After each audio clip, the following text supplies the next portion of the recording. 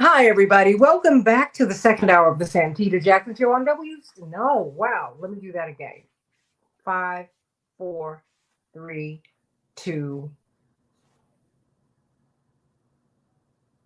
Welcome back to the second hour of the Santita Jackson Show on AM 950 Radio, the voice of progressive Minnesota. It's a joy to be with you today as we talk about, we've been talking about presidential immunity in the first hour. I want you to hear that conversation. It is really compelling. But let's talk about Jennifer and James Crumbley. They're the parents of Ethan Crumbley. Of course, that's the Michigan boy. Yes, he was a boy, a child, a teenager who killed four of his classmates. Hearing the victim impact statements has been absolutely heart wrenching. But when you hear his story, I think that when people heard his story, when they really saw that he'd been neglected by his parents, and one could say even it was abuse. He was neglected unto the point of that. And someone who struggles with sanity, someone who has been mentally ill, someone who went to his parents, appealed to them and said, "Hey, I'm having hallucinations. I'm really struggling." He talked to his parents, and his parents did nothing, but his father did buy him a gun. When he emailed his mother and said, "Hey, I'm hallucinating. I'm seeing things. Demons are chasing me," she went horseback riding and did not even respond to him. And then the parents said, "Well, we're not responsible for what he did." The school came to them and said, "Hey, your son's problematic. We think he's a danger to the other students." And the parents laughed it off. And then four of their classmates were murdered by young Ethan, who now is in jail, life without parole. But today, something happened that could have tremendous consequences going forward. They were convicted and they must serve jail time, James and Jennifer Crumbley. So, of course, you've got Attorney Terry O'Neill, a mom. That's your first title today, right? Former national president of now, brilliant civil rights attorney. Of course, Attorney Darrell Jones, Transformative Justice Coalition chairman, and Attorney C.K. Hoffler is with us today. Of course, mom. Uh, all of you have these most important titles, and chair of Rainbow Push, court TV legal analyst, former president of the largest and oldest Black Bar Association in the world, the National Bar Association. Um, Attorney C.K. Hoffler, before you have to go, because I know that we're catching you in between your television appearances and court appearances as well.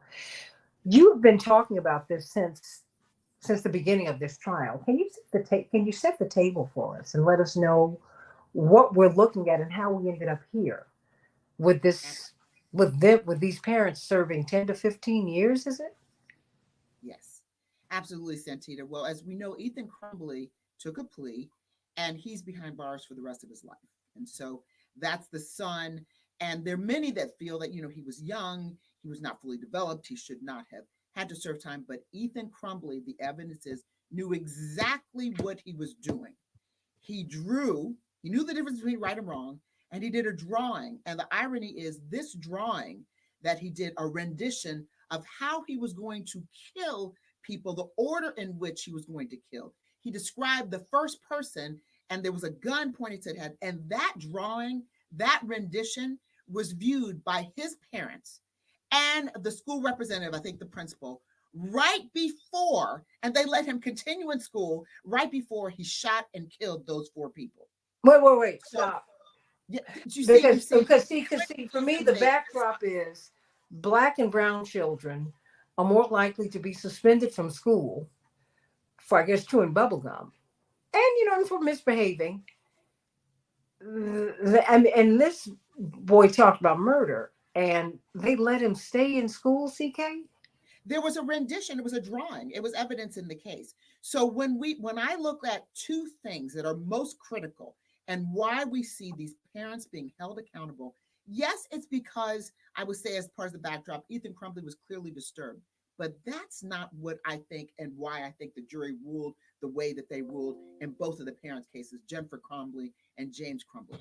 I believe they ruled in that way because despite how disturbed he was, they took him to a shooting range, both the mother and father. And there were videos showing him shooting over and over and over again his parents, with his parents. Their text messages, their emails that talk about this. And the dad took him to the store when he bought the gun. They knew that he was very proficient. They knew that he had issues from an emotional standpoint, a mental standpoint. They saw the rendition. You see, the school administrators did not know that, by the way, he had been to the shooting range, that he had all of this capability, that his parents took him, that they encouraged that, when the principal was sitting there meeting with the family right before the incident.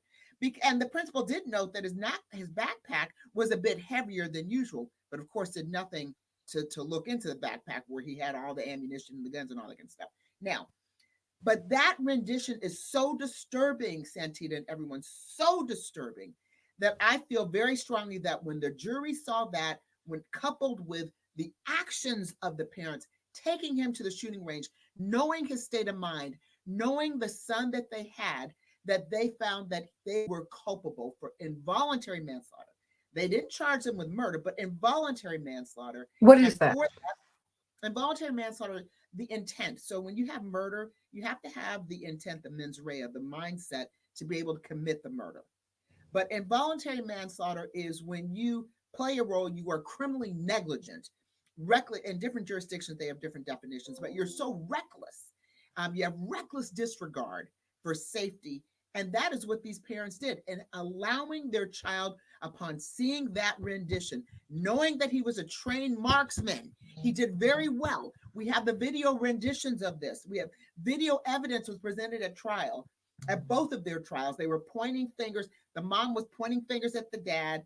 Dad was kind of blaming the mom. All of this happened, and this was evidence. They knew this when they sat with the principal and looked at these very disturbing renditions where he literally described the first child he was going to kill and how he was going to do it in these renditions. And yet they allowed him to continue to stay in school, didn't take him out of school and take him immediately, do something, when they knew that they had been responsible for his training, that he had access to the gun, that he had some psychiatric challenges, and there was a rendition where he talked about how he's going to kill kids. So you see, no brainer. But I do think going forward that this should be taken on a case-by-case basis, because I can tell you, I fully explored this on my other radio show, AOK in Atlanta, and some of my colleagues every Tuesday, very good. excuse me, at 10 a.m., right? Central Standard Time, 11 o'clock. No, at 11 o'clock Eastern Standard Time. That's right. And yes, WAOK in Atlanta. And I have raised this issue because it's an important issue, because of course people are wondering in the community, if this becomes the law of the land, which it's not. This is just a discrete case, one case now, but it's probably going to catch on, and we can see this as a trend. We're already seeing this as a trend. What's going to happen in Black and brown communities? Yeah. Will this be used against parents? I mean, we got to think about these things. Will this type of reasoning and law be used against parents in Black and brown communities when their children commit crimes? Will it be? Should it be? How will it happen? Because what we know is that if it is used in that context, in a very aggressive, corrupt way, then it's going to result in a further disintegration, further destruction in our communities. So that's something that I want to leave people thinking about. Think about the ramifications. So I think it has to be taken on a case-by-case basis. In this instance, because of the neglect of these parents, because they had knowledge, because they took an active role in ensuring that he was a strong marksman, where he knew how to shoot and kill, because of all those actions that they took recklessly. And when they were called to the school with their child, and there was a rendition where he described how he was going to shoot people, his hatred and all of that, they said, oh, he should stay at school. For that, they're being held accountable. But when there are parents that don't do that and don't have the same level of activity, but there might be some negligence, some of the issues that we have in urban environments, will they be held to the standard? Is this going to be another way of really damaging Black and brown communities further? And we have to really think this through. Mm-hmm. And I think that that's very dangerous. That's not what this is designed to do. When parents are so reckless and play an active role, as the Crumbleys did, that's Mhm. one thing. And that's why, and this is a unicorn case right now. This is a unicorn. This is could be setting a very dangerous precedent. But then on the other hand, I don't think it is a dangerous precedent Mhm. because you have adults who are their minds are fully developed, and the adults are responsible for their children. And the active role that they played in this case and ensuring that this kind of thing would happen, in my impression, is why that's why they're serving 10 to 15 years behind bars. CK, as you go, I think of Columbine. These were upper middle class parents. Absolutely.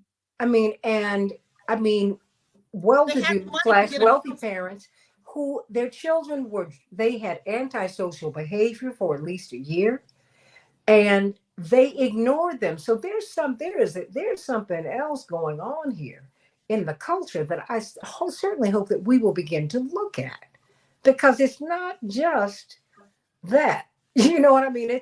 There's something is, I mean, because and quite frankly, if this were a black family, they would have been pathologized, and we would have seen so many stories about, oh my goodness, these fatherless black children, which is not true. The CDC has shown that the most involved father in America is the black American father. Yes, that's from a 2014-2015 study. That's real.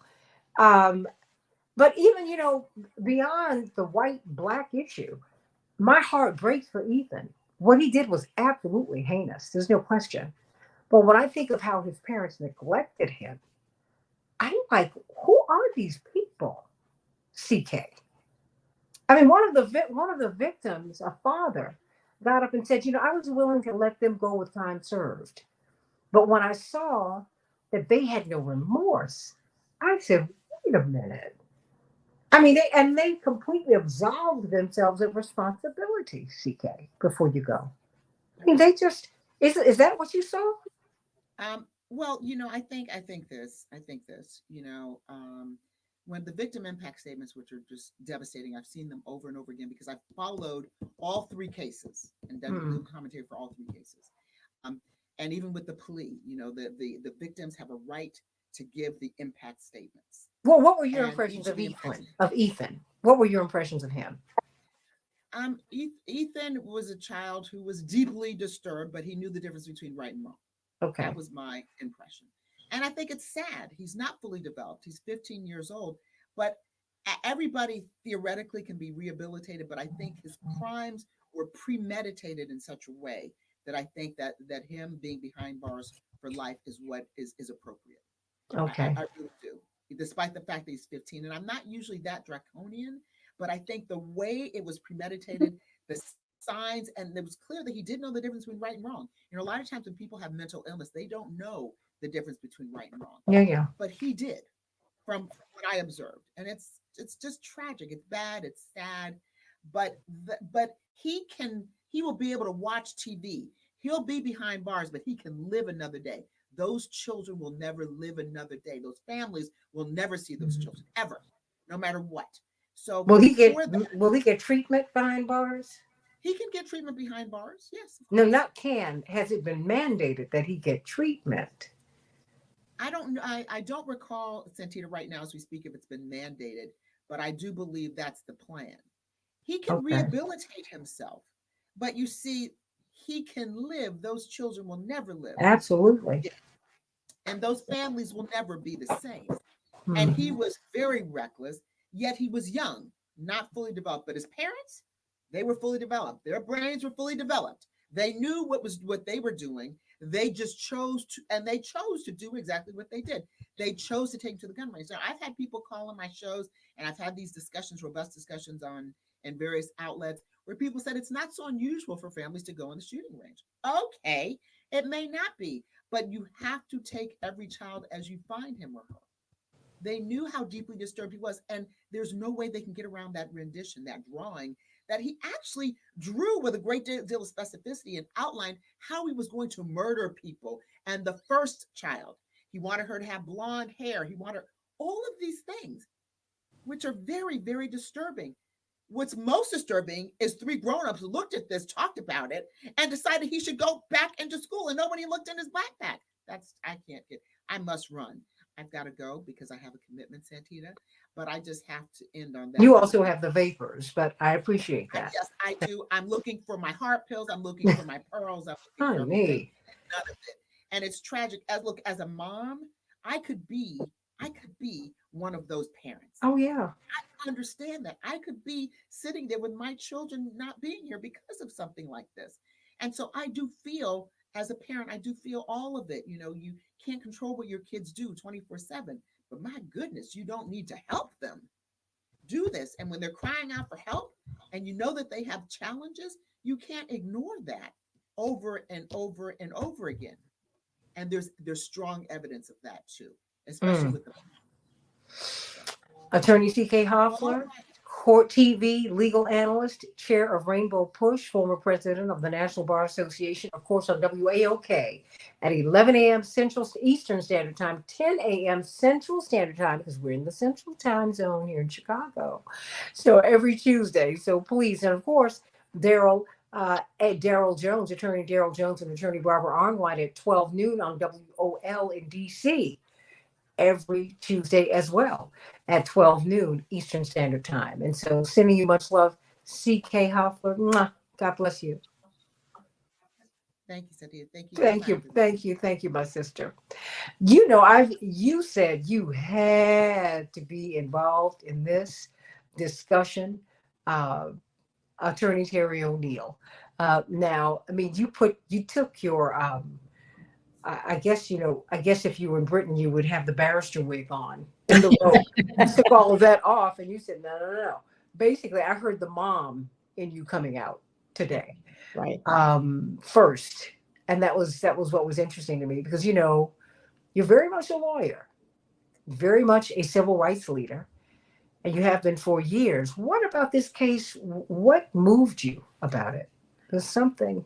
I mean, I heard everything that CK said, Santita, and I think, and what she said is very compelling, right? Very, very compelling. But the first thing that I think of when I see parents being held criminally responsible for the actions of their children is I ask myself, well, how is this going to play out in the larger population of the United States, right? Which parents are going to be identified as criminally negligent? Just consider this statistic.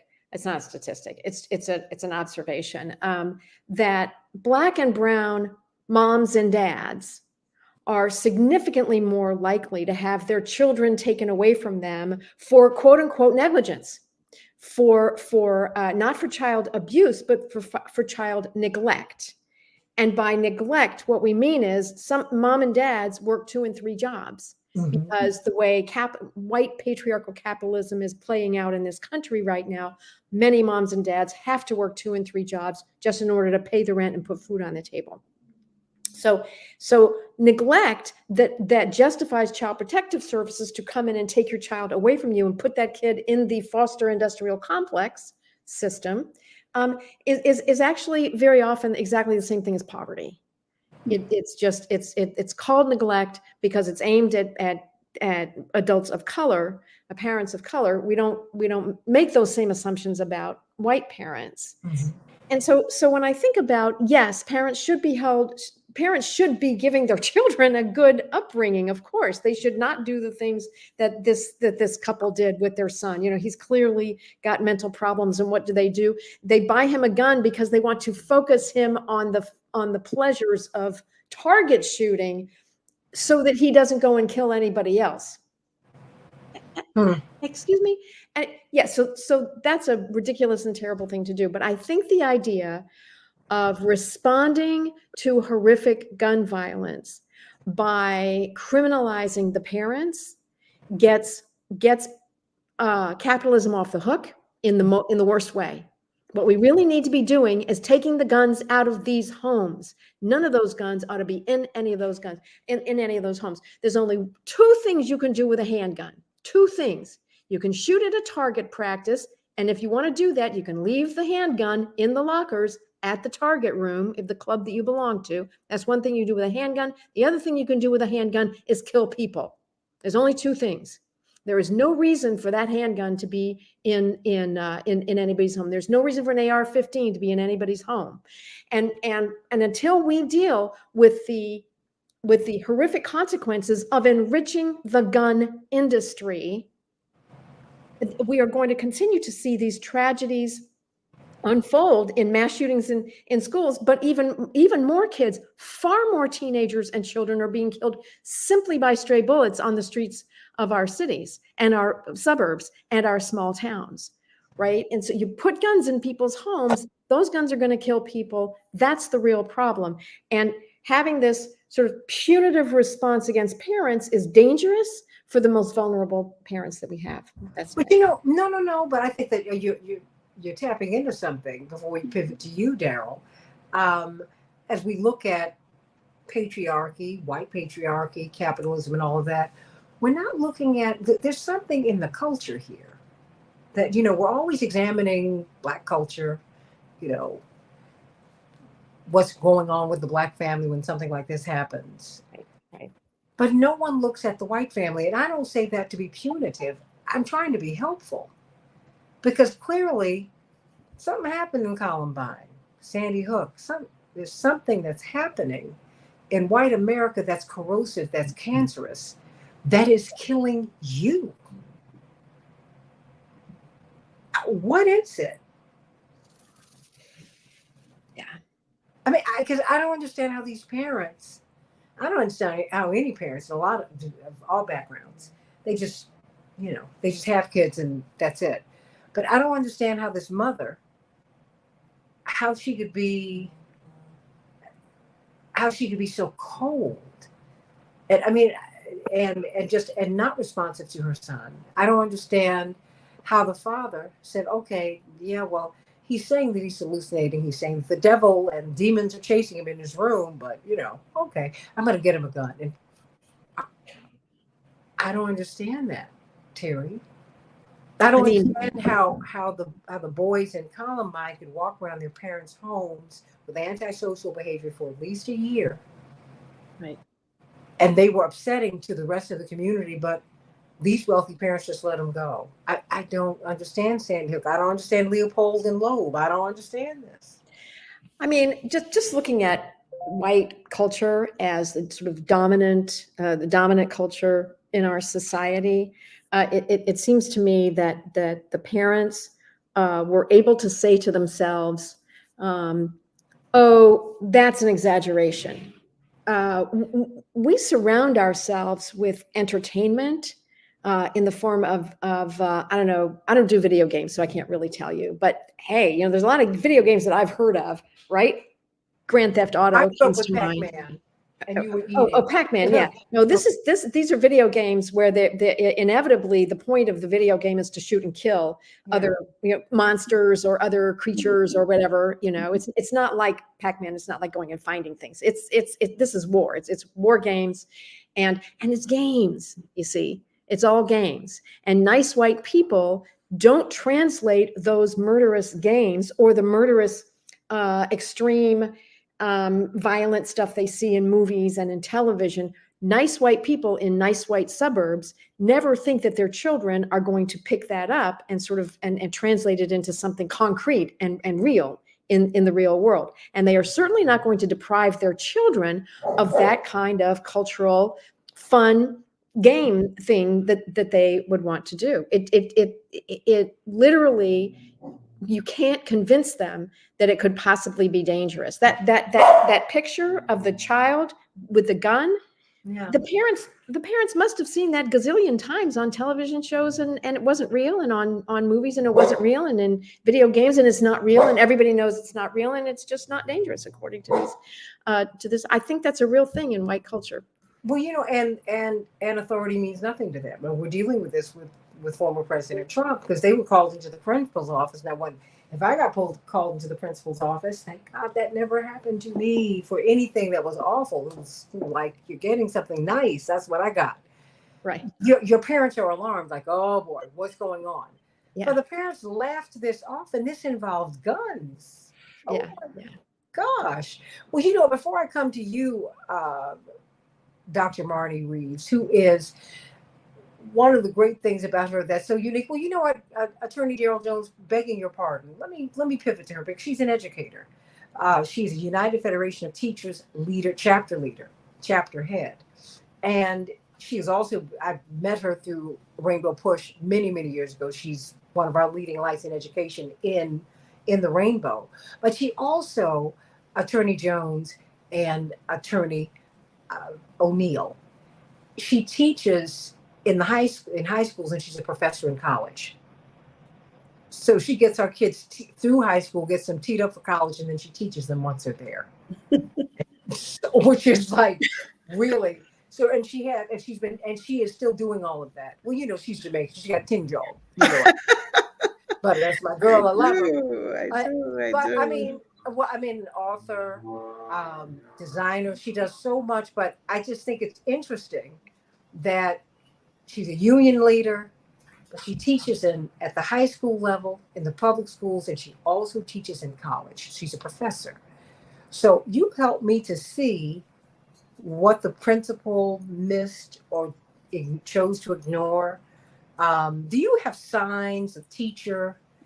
Are there signs when you have an Ethan Crumbley in your classroom? I mean, is there something that you pick up, or does this behavior just come out of the blue? So a lot of times you look at students and sometimes they're extremely quiet and you're wondering, you know, what's going on with you. You might have discussions in class and the student might not respond. They might not participate. You might see them as loners in the school building where they're just by themselves, right? Those things are generally red flags. Here it is, you might have had a situation where the teachers might have said something about the student being alone, might have even had meetings with the parents to say maybe an evaluation is necessary. And the parents might have said no, they didn't want their child evaluated. Oftentimes that happens. A teacher can't make the decision to do final evaluation on a child without the parents agreeing. So even in putting together an individualized education plan for a student like this, they would have had to have parents who were in agreement, who said, yeah, my child is a bit off at home, because that's who we go to first. Is there anything that you notice about your son or your daughter? We ask them first so that at least we can see if we're on the same page. Oftentimes parents are in denial or they're the enabler.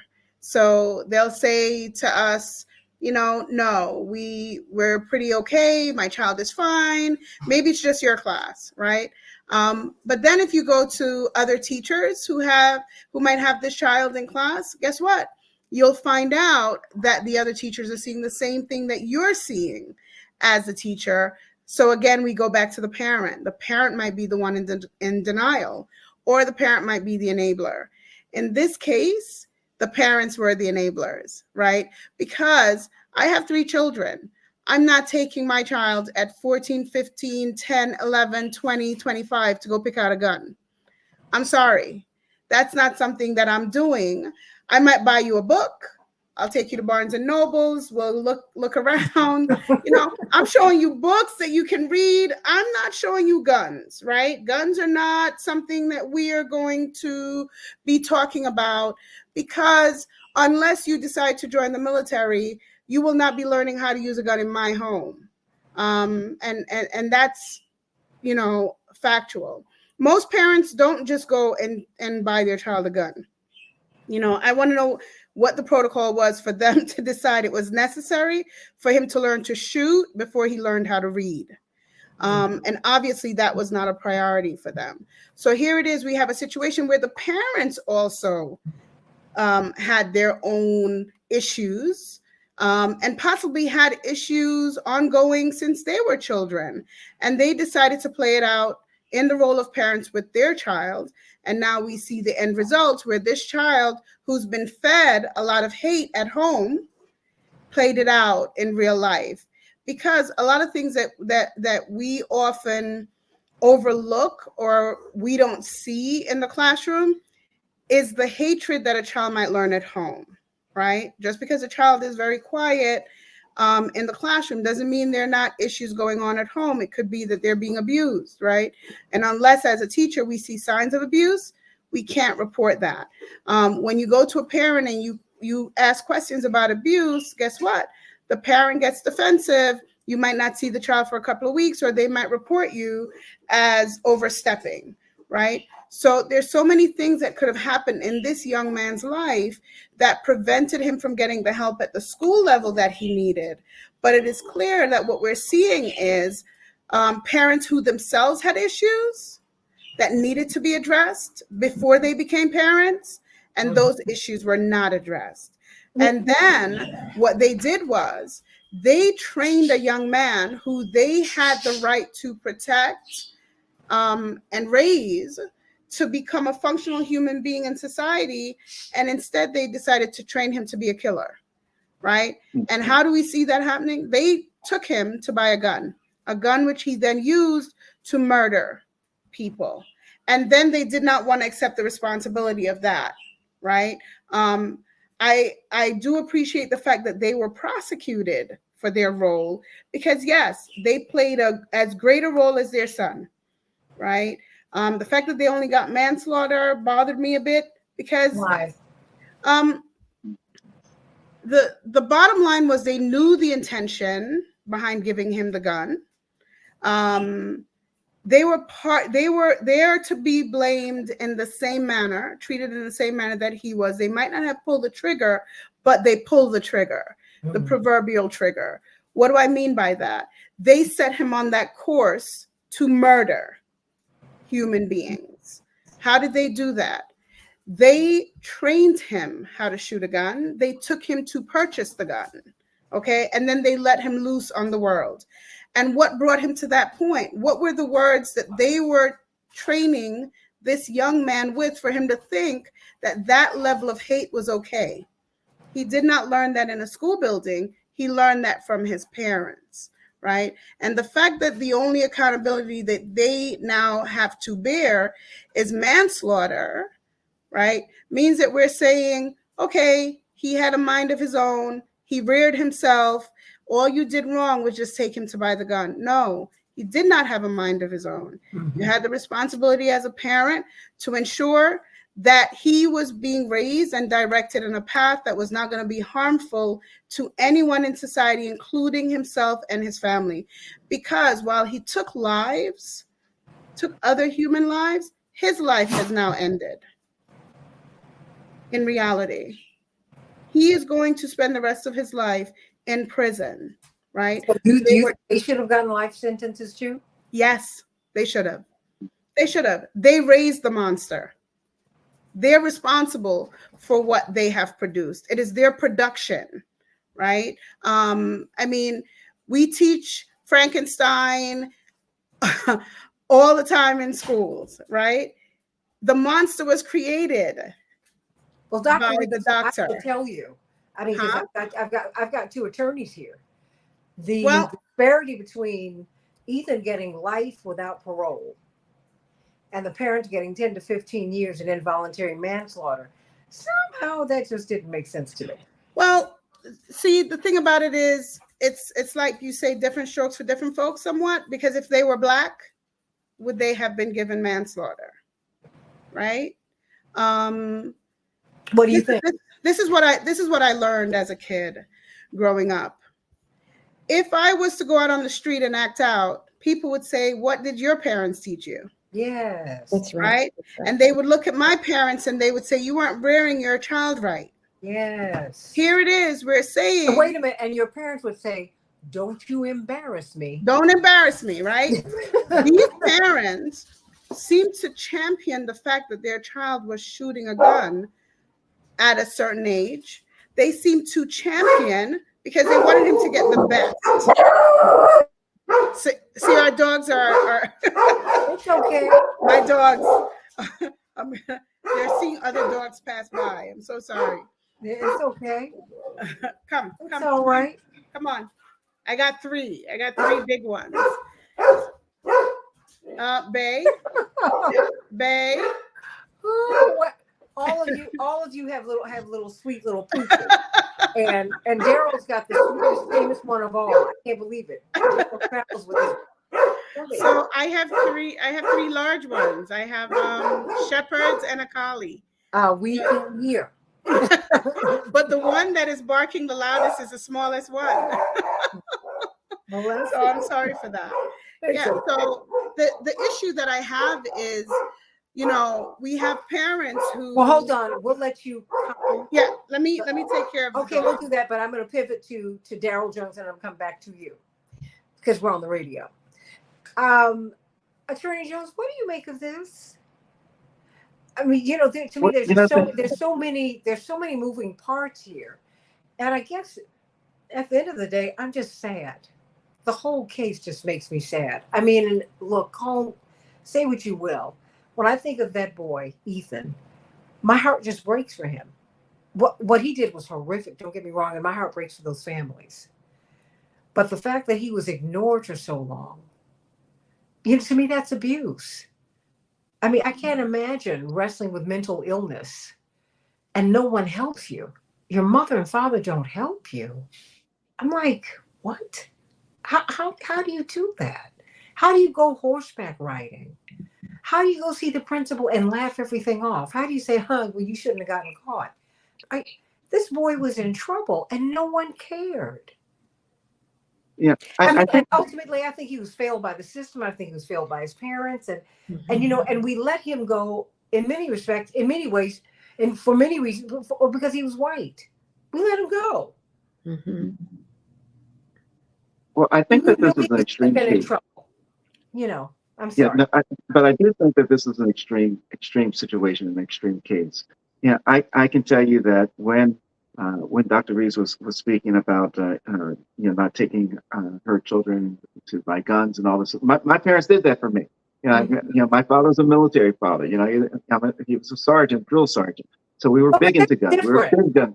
But don't you think a big gun family? So I don't think it's the access to the gun that created the problem. I think the problem that was created was that there weren't proper restrictions, there weren't proper regulations, there wasn't proper guidelines given for the child. When the child was suffering, the parents at that point weren't taking the necessary steps to have the care put in place.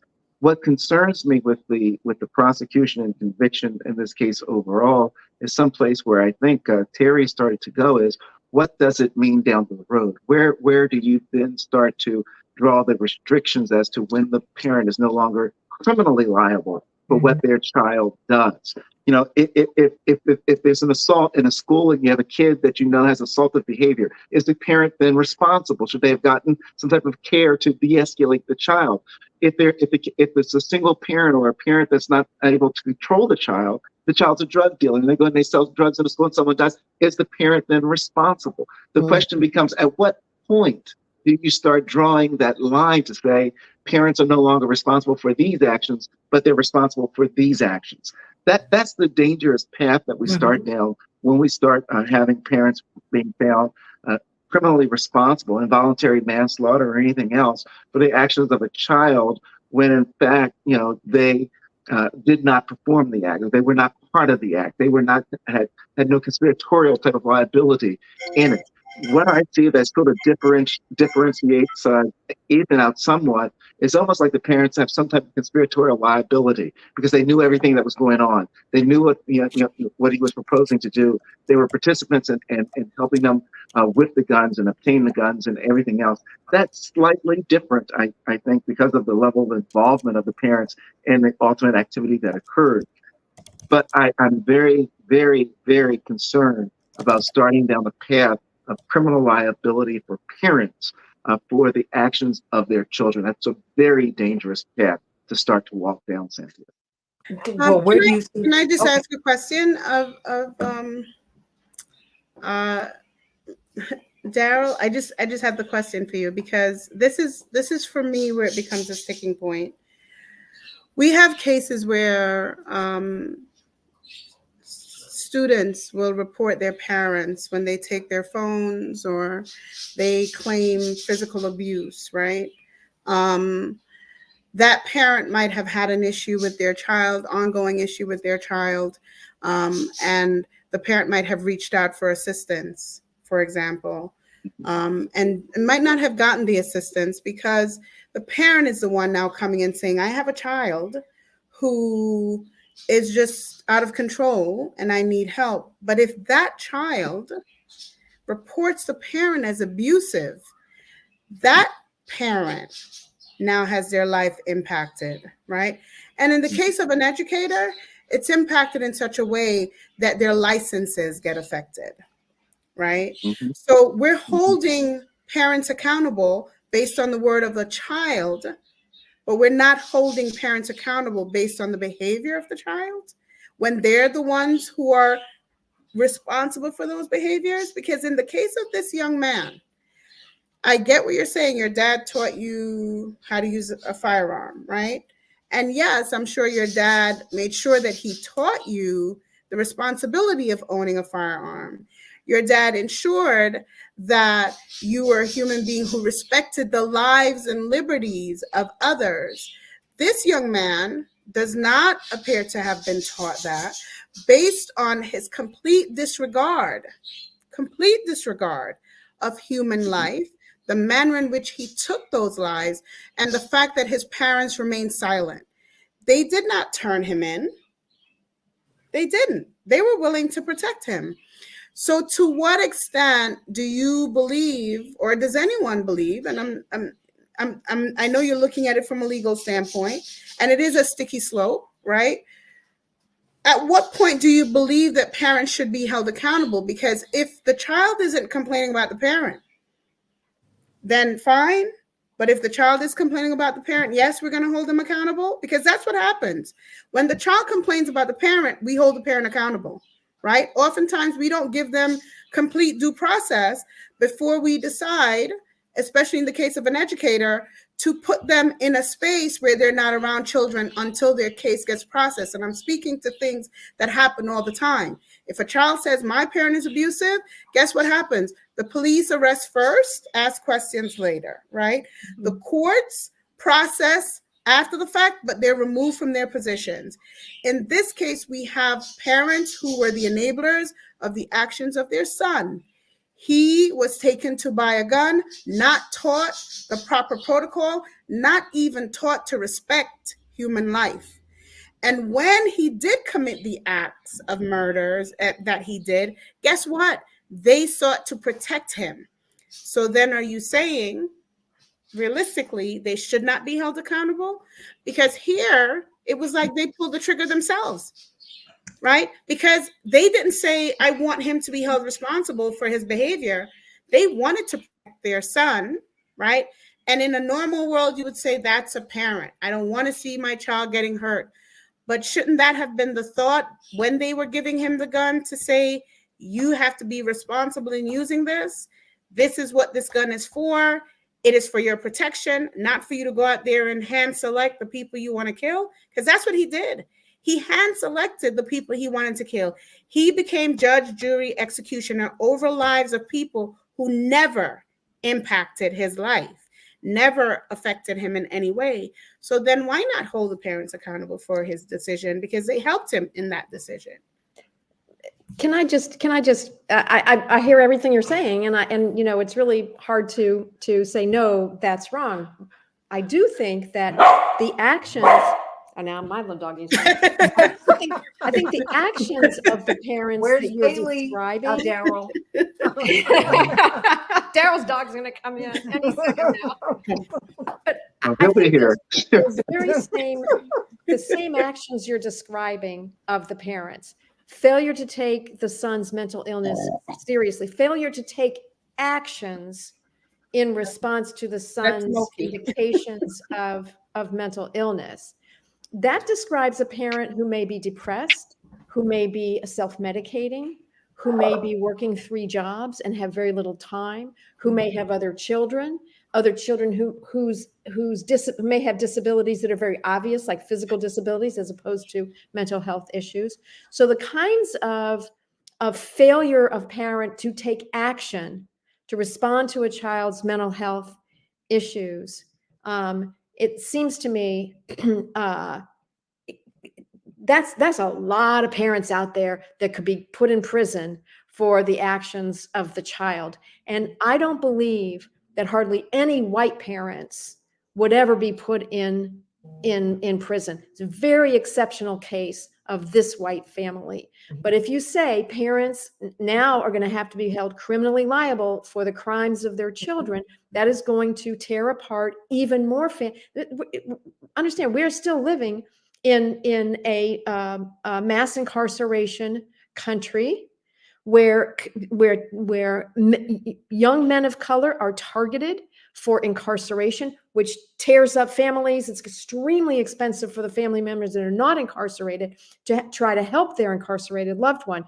The phone calls alone, are incredibly expensive. So it tears up families. Now we're going to say the parents also have criminal liability or potential criminal liability, further tearing apart all of those families. This is what I worry about.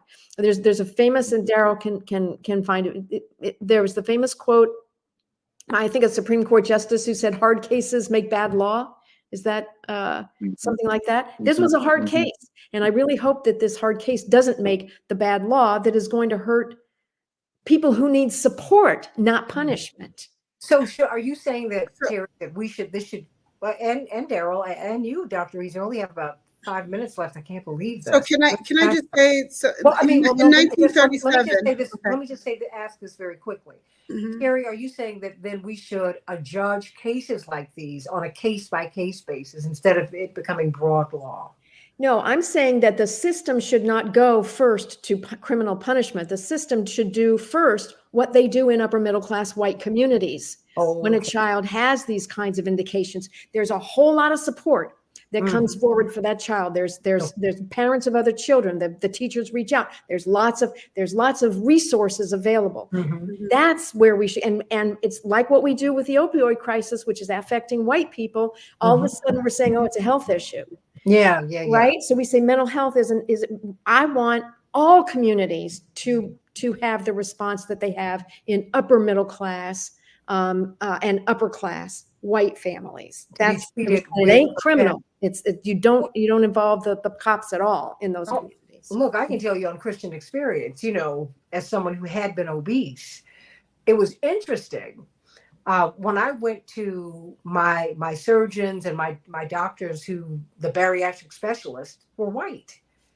They treat obesity as a disease. There you go. Forever, for a long time, for decades. So, and then I had to go see endocrinologists, and they examined my ethnic and racial background, and they broke down my family, the tendency. They went back generations. They said, well, you have the tendency for this. I mean, I was treated as a full human being, full on, for the first time. It took me almost 40 years to get there. It was amazing. And they didn't want me to get weight. They said, we're going to take care of this. The way that I was dealt with on the white affluent side was very different than even I've been treated with the best doctors on the black side of town. I mean, it's just the reality. Dr. Reeves, I think you guys, we have 5 minutes. Well, actually now we have 4. Okay. So in looking at this case carefully, and in looking at even the testimony of the parents, one of the things that happened, which kind of had me lean more in the direction of, yes, you should be in the same position as your son. They blamed the school. Yeah. They wanted to put the responsibility of their son's behavior on the school, as if the teacher spent more time with the child than they did, right? So that's one. And I thought about in 1937, when they tried to integrate schools in New York City, and what was happening was when the Black students decided they were going to fight to have their space without being firebombed, as many schools were being firebombed in New York City, when their parents came out in support of them, they also arrested the parents because they claimed that it was the parents who caused the Black children to react in the way that they were reacting. So those parents were also arrested when all they were trying to do was to secure a space for their children to learn. Okay, they were trying to protect their children. The police saw it as them being violent in the manner in which their children were trying to secure their space, and arrested the parents as well. But Dr. Reeves, in the interest of time, I think you and Terry O'Neill are saying the same thing. Yes. So here, but here it is, The that criminalization of Black parents and Black the parents. deification of white parents. Yes. but this mother blamed the school, and that's where I took issue.